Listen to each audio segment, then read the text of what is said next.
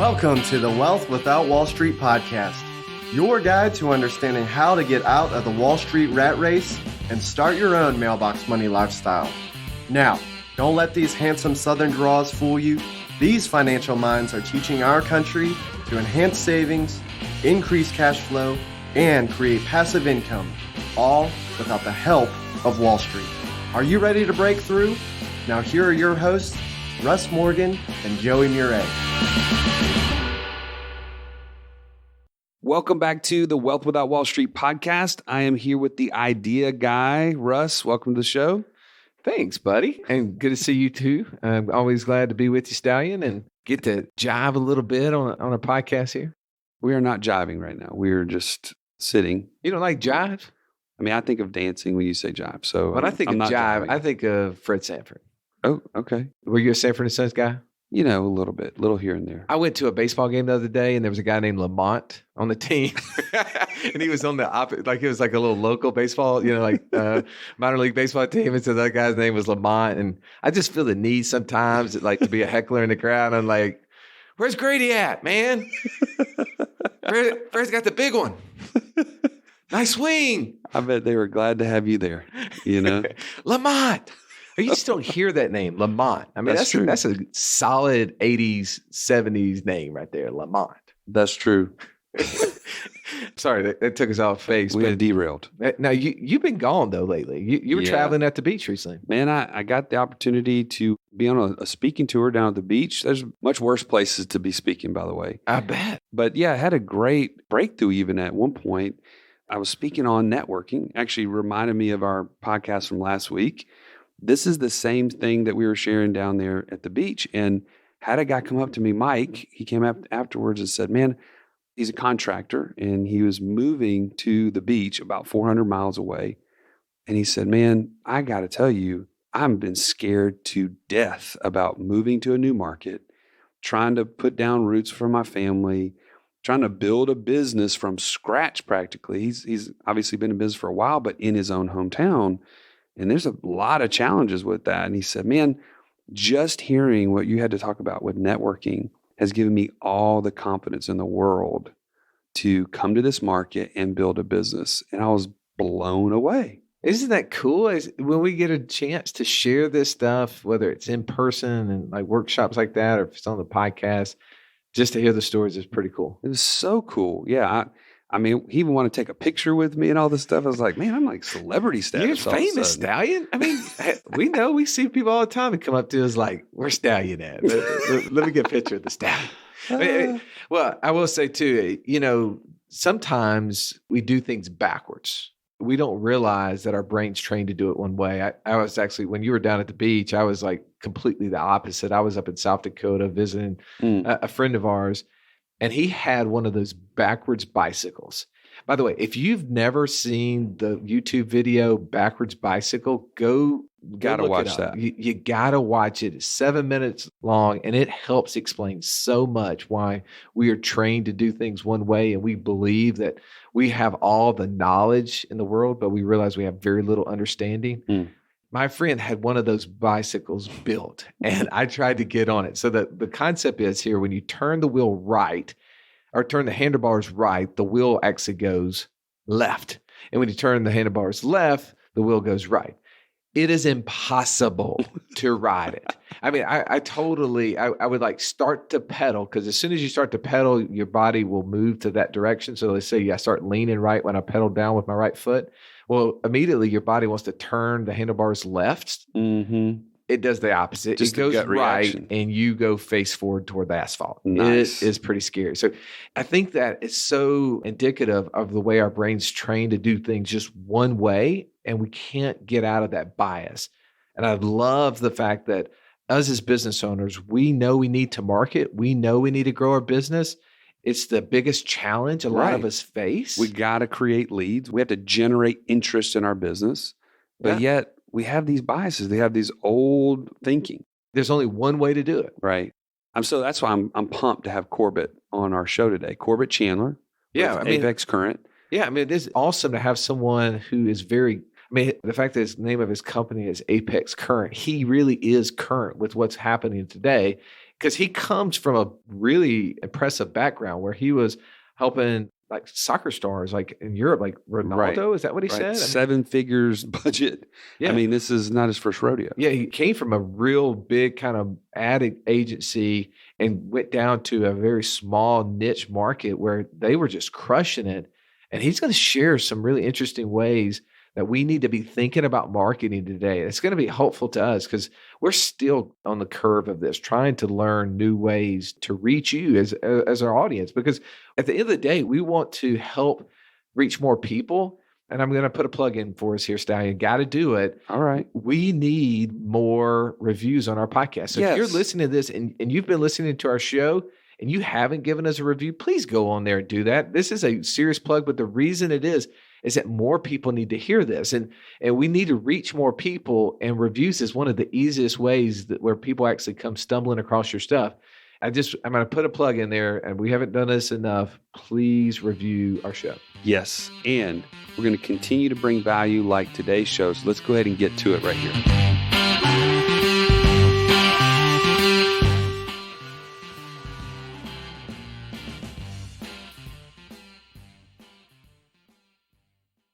We are in for a treat today, Russ. We've got Corbitt Chandler, our good friend with Apex Current, the digital marketing master. Yeah, welcome in, is here Corbitt. with us. Thanks, guys. I'm excited to be here. I prefer Ninja over Master, just so you know. Ninja. Does that mean you can kind of get in and out without being seen? Oh, yeah. And honestly, I tell my team all the time, because we're still small and we're growing, that we have to be like Navy SEALs, because here in Birmingham, there's still a number of these massive sort of agencies we're going up against with hundreds of employees. And we're few, but we can go in and we can be precise and get results. So Ninjas, Navy SEALs, Masters, whatever. Sniper even? Yeah, Sniper. We'll take that. Yeah. I Well, like I mean, you know, that gun show you got going there, you could be a SEAL, no doubt. Yeah, you guys have no idea. The size of Corbitt's biceps are easily double what me and Russ have right now. He's got the whole entire Greek alphabet on the front side It's not of true. his bicep. Right? Yeah, I'm shorter than both of you guys. Yeah. So Well, it's the reason I gave him like the smallest headphones. I have these big headphones just trying to, compensate for that. Make myself feel good to some degree. I've always had a bigger head than most, so.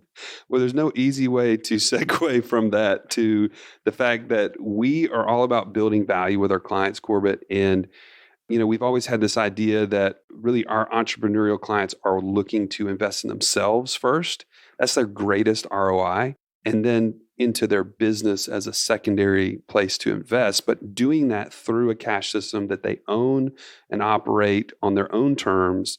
And in that formula, when you put those things together, they're really, really being efficient and really making the best return. So I'm grateful to have you to talk about this idea of digital marketing. It seems like it's really just come on strong in the last several years, but there's a lot of confusion about it. So I'd love to hear a little bit about your story and about your thoughts on what the overall, idea of digital marketing is today. yeah, so there's a lot to unpack there for sure. So going back to my story and why I'm so passionate about what I do is because I absolutely believe 100% that it works. Now, does it sometimes take time to work and we don't get that time to let something develop? Sure, but we can pivot very quickly and test things. So going back through my story, it's pretty insane to think about where I've come from. I graduated from the University of Alabama in 2005. I've moved to LA. I worked on the big brand side for 11 years out in Los Angeles. So we sponsored Cristiano Ronaldo, Leo Messi, David Beckham. We spent 7 figures, tons of money. I traveled the world. I'd go to Europe 2 weeks out of the year. We could never manage or measure any of the ROI on any of these sponsorships or these big events that we'd go out and do. We weren't asked to. It was all qualitative. I come to Iron Tribe Fitness in Birmingham, which is my hometown where I'm from. So back from LA, I recruit my wife, who's from California, which that right there shows you I'm a really good salesman. Yeah, by the way. that's the biggest sale you've had. That is the biggest sell that I've had. My daughter was born out in California. Bring them back, start working for Iron Tribe Fitness as the VP of marketing, which is based here in Birmingham, has 40 locations across the Southeast. And Forrest, the CEO, is like, we're going to track every penny we spend. And I'm like, say what, bro? Like, we don't do that. That's not how that This works. is supposed to be easy. This spend is like a third of what I was spending. So fell on my face a lot, and really through just a series of crazy events. And some of this, to be completely honest with, I battled with addiction, alcoholism. I got viral meningitis, and I came out of that. I was in ICU for 7 days. And as I started to sober up and kind of come out of that, I had this sort of awakening in the sense that I was this VP of marketing, and it was like I didn't have to do anything anymore in a weird way. And I could have, minions do it, or whatever you want to call it, partners. And I was like, you don't know anything. Like, you don't have a trade. Like, everybody's got a trade and something specific they can go offer the world. Like, when it comes to a professional trade, I didn't have anything. So started learning digital marketing on my own, very granular level, very rudimentary at that point. And then Iron Tribe actually hired someone named Brad Bearden, who is still my mentor to this day, to train me. And the deal was that he wouldn't press the buttons. He was simply a consultant. So I was rolling out an insane amount of ads on Facebook. These are paid advertisements. So this isn't social media, promoting posts, anything like this. This is very, very targeted ads that are set up where the algorithm optimizes and finds conversions, whether those are leads or sales, and it learns and gets better. And so we had 8 corporate gyms. I wasn't running them for the franchise side, but ultimately the 8 corporate gyms, 6 here in Birmingham, 2 in Atlanta, we would roll out 40 to 60 ad sets, which is where you do your targeting, and 2 to 3 ads per ad set times 8 gyms weekly.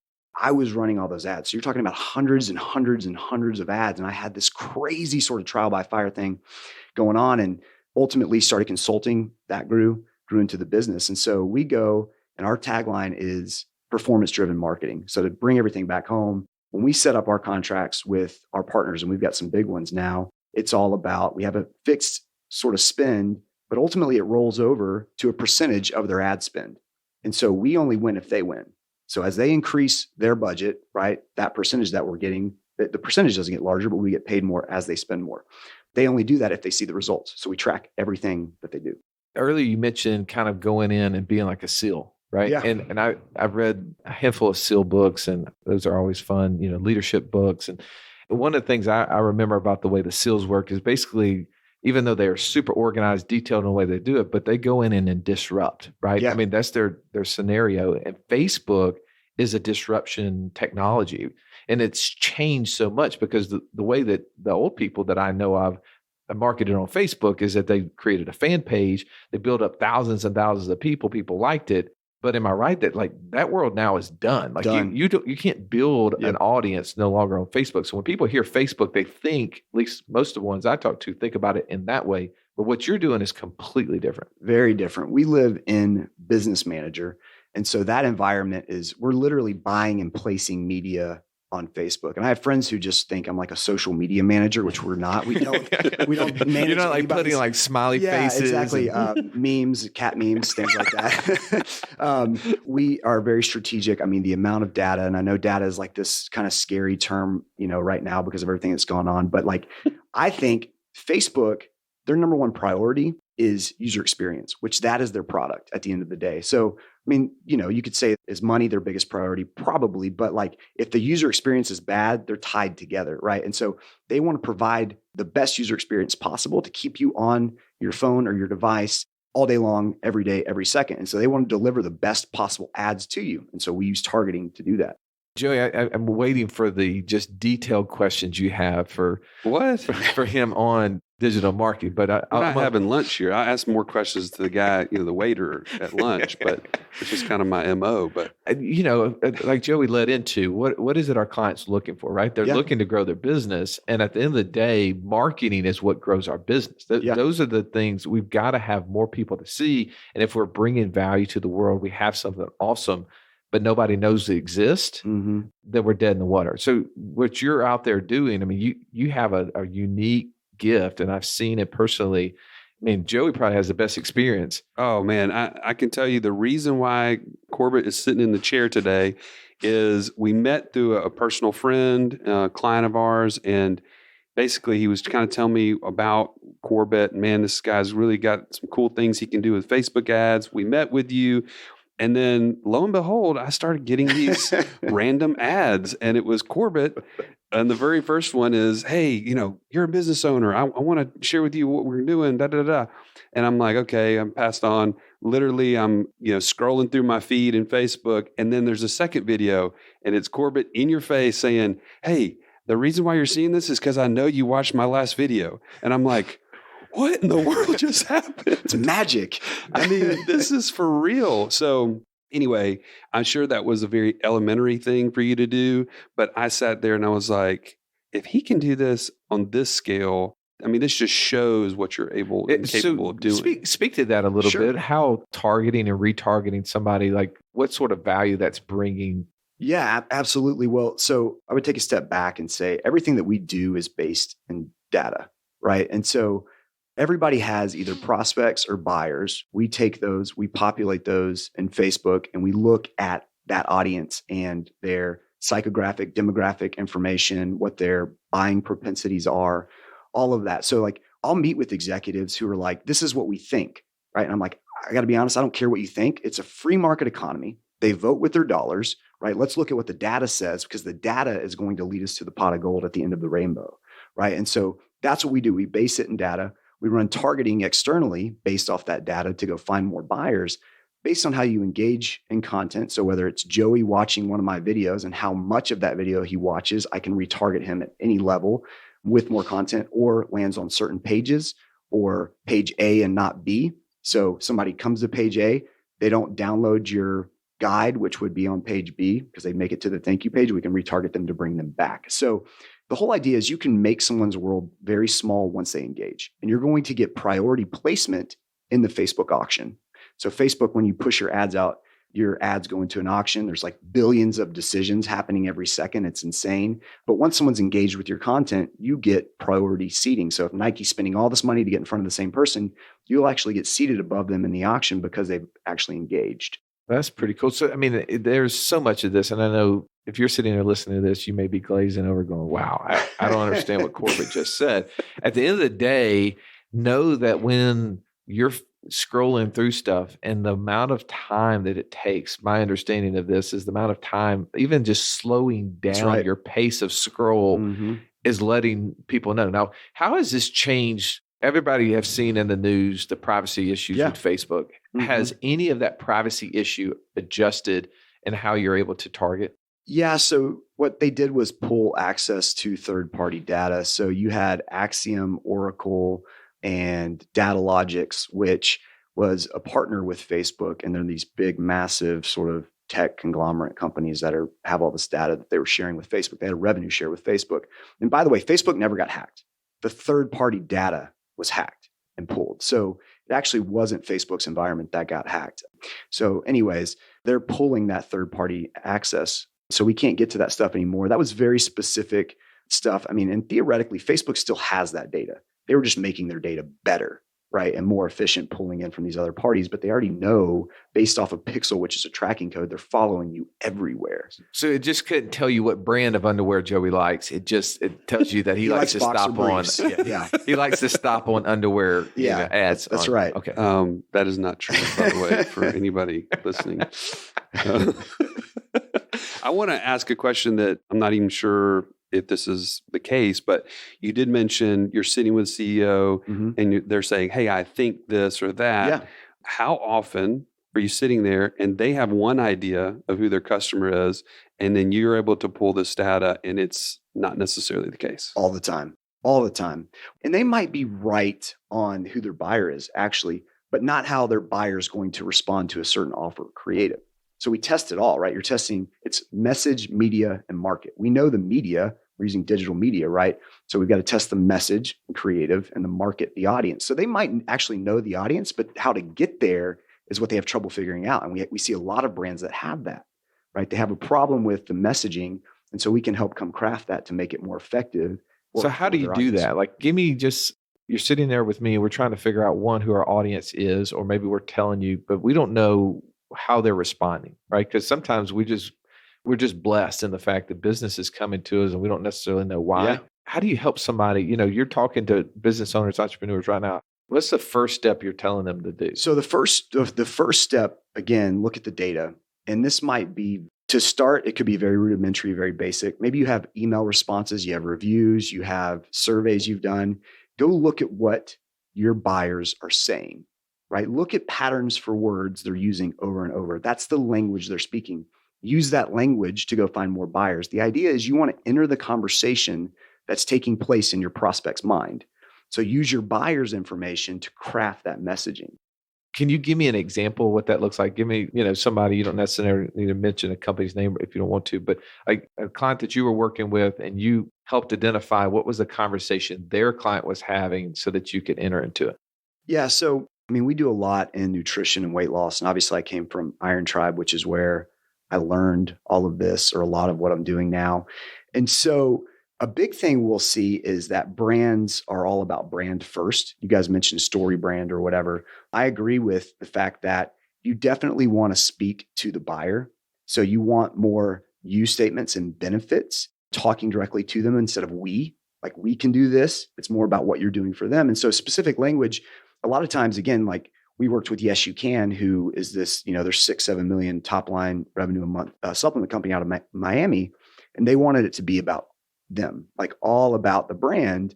Ultimately, we flipped that on its head and we talked to the buyer and the confidence they would get from losing weight with the products and different things like that. You got to be careful with claims, but we crafted a message, and their goal in February was 1,000 sales at 160. These are online sales, 1,000 sales at $165 a pop for their Transform Challenge. We had over 2,000 that we drove specifically through Facebook. So we doubled their goals based off what we did. So when you have a business owner who's like, look, I don't play with Facebook, man. That is just, my kids have it or my wife does it.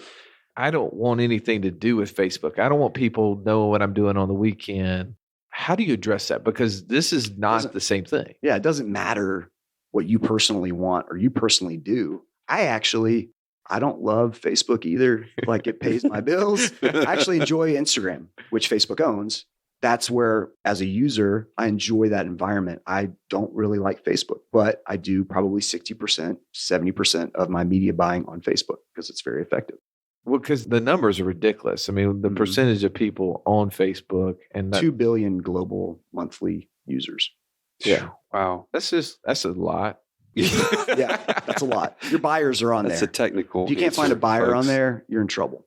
So that is an awesome story of Yes You Can. You said is the name of the company. So give me an idea. Just for people that are listening, I think we're trying to get out of this traditional mindset of what marketing is or has been. Like you said, not being able to track ROI, kind of like hey, let's throw it against the wall and see what sticks and hope that we can figure out which one's working the best. Is good. Right. You're able to take it much more granularly based on their spend and then see a legitimately, hey, I put in $1 and it kicks out XYZ dollar. What's kind of maybe some of your top end ROIs that you're providing for clients? Sure. And then what's more of an average? I know you don't want to necessarily, make claims, but promise things. But. No, for sure. We've had significant, really like the Yes You Can example in that business as a whole. And that's a unique situation. They have their whole audience is based in the US, but it's a Spanish speaking audience.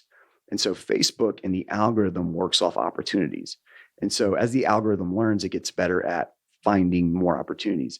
Well, there's not very many supplement companies in the US marketing to a completely Spanish speaking audience. So those ads would crush because the opportunity was just evergreen and blue ocean, right? Now, if people were trying to go after supplement companies, we're going after you and I, right? We're pretty expensive to get to. But this audience wasn't. So the ROI, I don't even like to quote because it was so significant. But typically we'll go to businesses. I like to talk about a 3-4 to 1 ROI that's controllable, sustainable, and that's what we want to get to. I've definitely had more than that. And in some businesses, MedJet is okay with a 1-to-1 ROI because they have an 80% retention rate. So they know that somebody spends, the likelihood of them renewing and staying with them for a long time is there. So they're okay with breaking even. It just depends on the business. Yeah. Well, at the end of the day, we've got to grow our business. We're investing in ourselves. And this is just technology that's allowing us to do that. There's all sort of challenges in this. Like, what are the biggest challenges the business owners you're facing getting into this digital space? What are the things that you're helping them overcome? Yeah. I think the fear of the unknown, so understanding what it is that we do, Because I've honestly worked with companies that are like, I don't know what you do. You do a great job, right? Like they don't even like want to know. So it's explaining it to them. But the goal is to create a marketing machine for them ultimately. So we know what we're putting in, what we're getting out, and it creates efficiencies. But I think the fear of what's going on with maybe data, right now currently, but also just not understanding it and being used to the traditional media is buying a billboard, buying a radio spot. But all of the traditional media out there, you're ultimately locked into a contract. I mean, I talked to a company the other day that we were talking about some things, and they bought a billboard for a year. Like with digital media, something's not working. I can turn it off like in 5 minutes. I can turn it off in a second. So you can pivot very, very quickly, change the creative, and you learn very, very fast. And so that is just the advantage that we have over traditional. Are there businesses that you have found or just seen in your experience that benefit greater than others? Or is there some business that, the question I always have is like a service-oriented business that's located in a specific city that can only do business within that city. Does that business struggle more than one that can go out blue ocean kind of?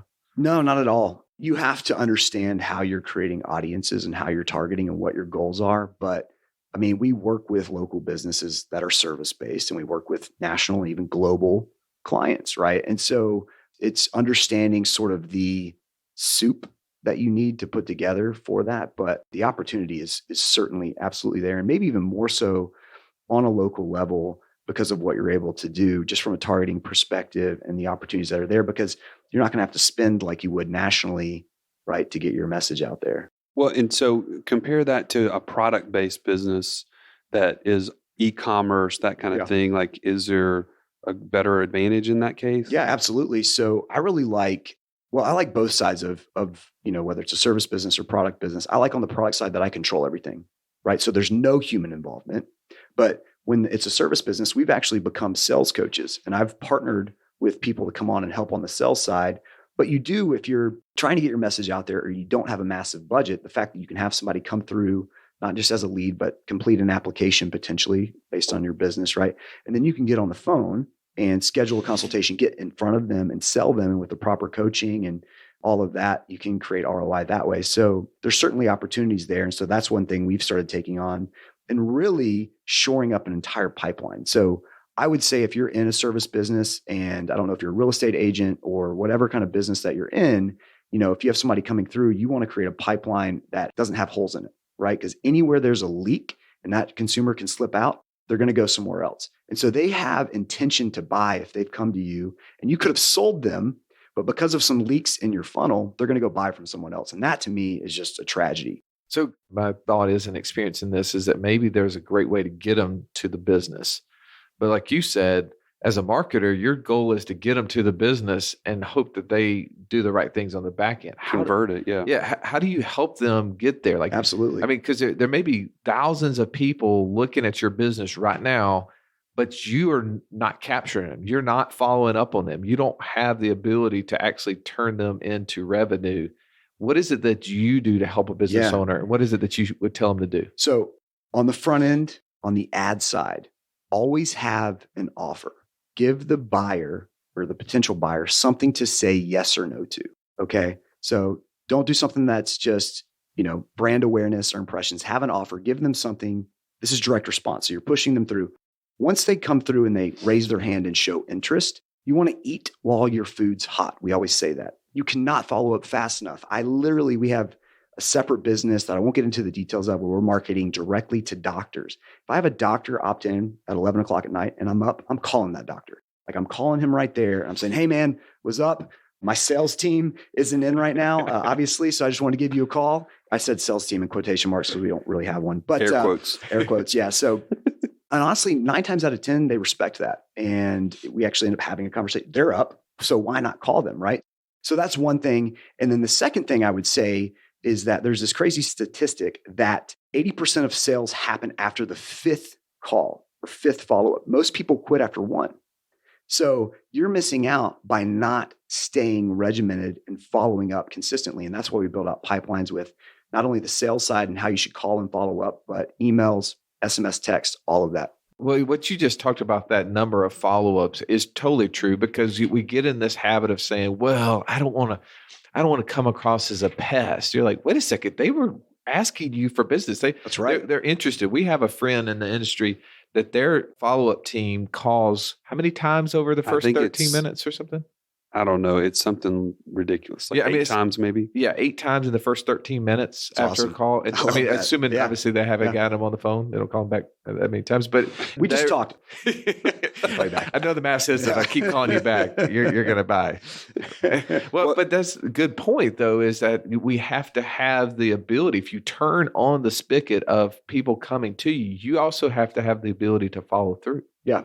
And so a lot of what we do, because we're talking to pain points, right? Pain converts over pleasure. So when you're going and you're using those use statements and you're being benefit driven, you've put somebody in this like emotional state. And so that's why, again, you want to eat while your food's hot. They're there, but it's kind of like, it's the law of diminishing intent, right? The further someone gets away from a problem, the less likely they are to actually try to solve that problem. I compare it to a hangover, which thank God I don't get those anymore. But it's like the person drinks, they're throwing up and they're like, I'm not doing that again. And then the next weekend they do it again. Right. So it's the same sort of thing. And so when they're at that emotional state, they've raised their hand, you want to follow up and get them in. Yeah. Let me ask you, so you mentioned some other like automated ways, emails, SMS text, stuff like that. You're able to do all that in terms of your system. We build pipelines out for businesses and business owners. Again, because we try to fill all those gaps so there's no leaks in the funnel. There are other things that we recommend that we can't automate. Like you just can't, like you can't automate. So like one thing we'll say with consultations, depending on the business is, hey, send a video message to them, right? Just saying, hey, Jan, so excited for your appointment tomorrow. I can't wait to see you. Looking forward. Here's the office. This is what it looks like, et cetera, et cetera. This is what you're going to do when you come in. Go through that. And I was just holding my phone like I was taking a selfie video, but send that to them. And that's going to increase your show rate for these service businesses. So there's things like that like, we could create a standard video, but like them using, someone's favorite personalized, words. It's personalized. And so, well, and you were mentioning there's technology out there right now that allows you to do that. Well, or what technology would you recommend somebody? So there's not technology for the video message other than we could do an SMS for, it wouldn't say, hey, Jan, right? It would just say, hey, and we could record it and send that out. But like, we like the personalized touch. So you would have them just use their personal cell phones, record themselves. Yeah. By the way, my wife's in the service industry and she loves taking videos. I mean, it's like her favorite thing. And so I'm going to have her do this and send people messages. What do you think about that, Joey? Likelihood of that is 0.1%. That is not going to happen. Yeah, but I think the point of that is there's somebody in the office that will do it, right? If you're not good on camera, get somebody else. But the best way to be good on camera is get on camera. Just do it. And you don't have to send the first one.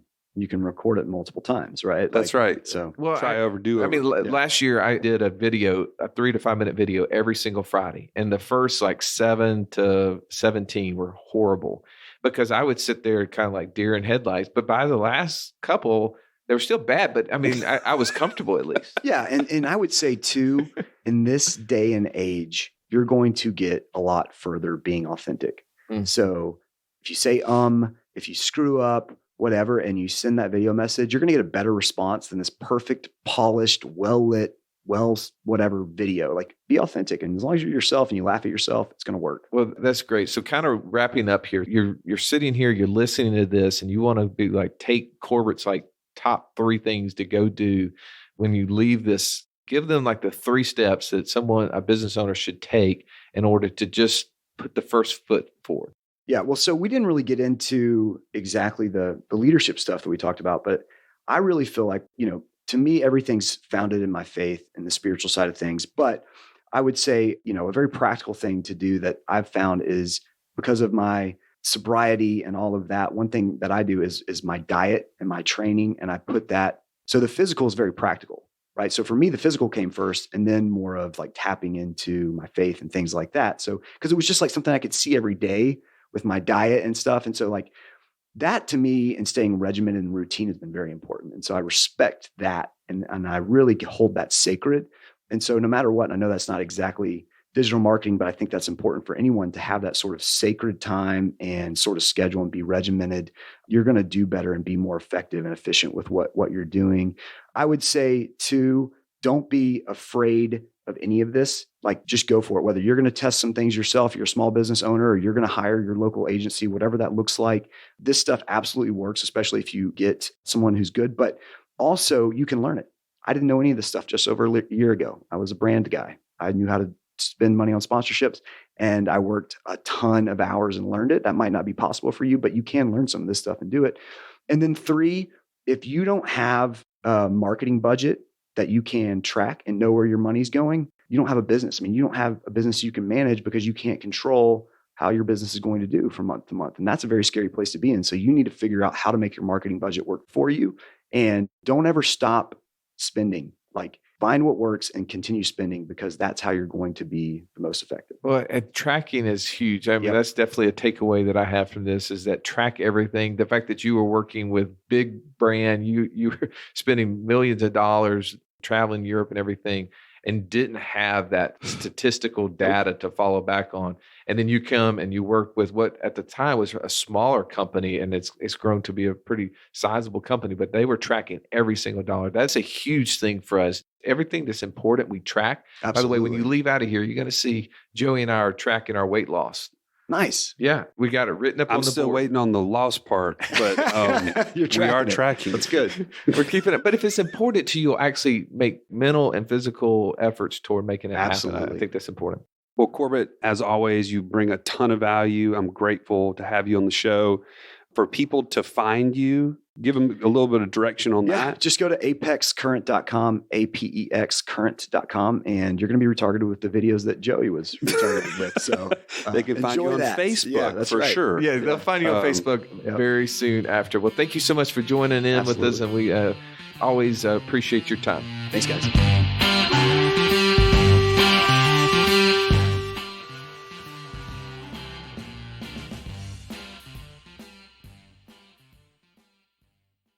Joey, marketing is changing. Are you changing with it?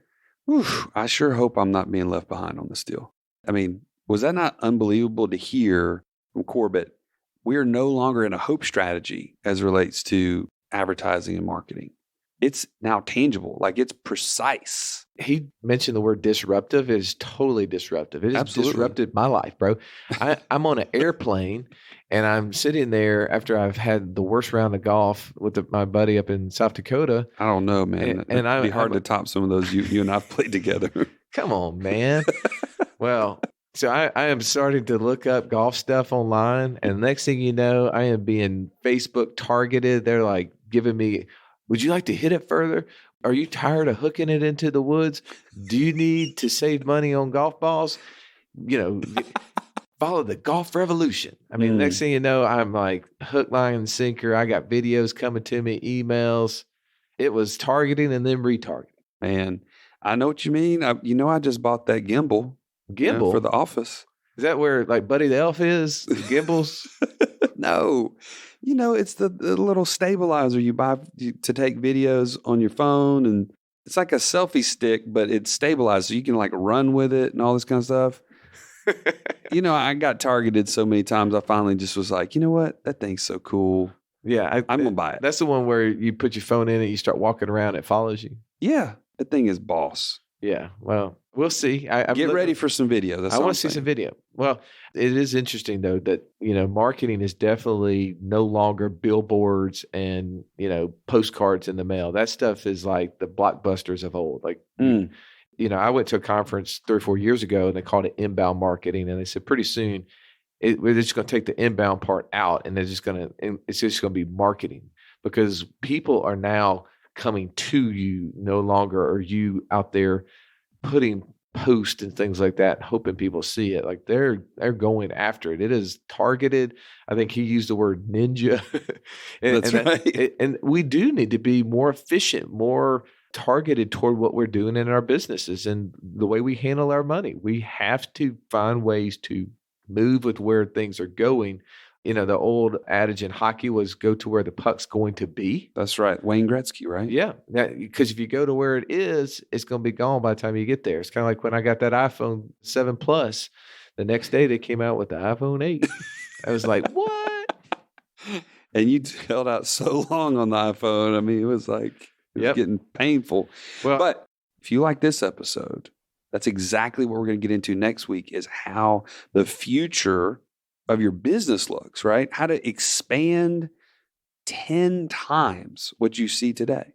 Well, I think if you are challenged by you're not fulfilling the largest role that you have, like you know that there's something bigger, there's a bigger purpose in what you can be doing and creating value for people.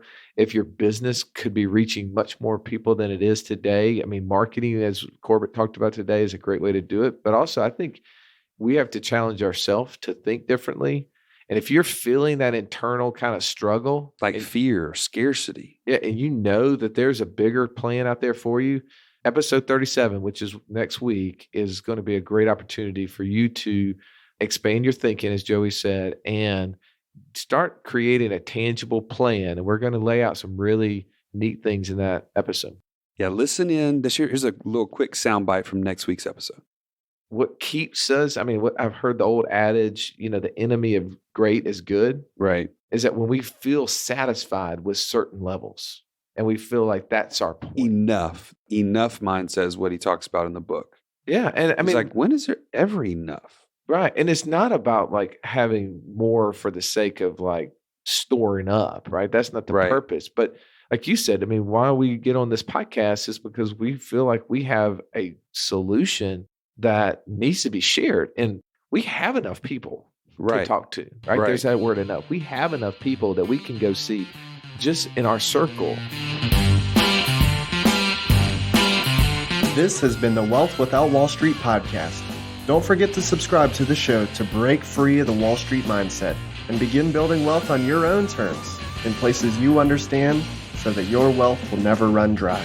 See you next episode.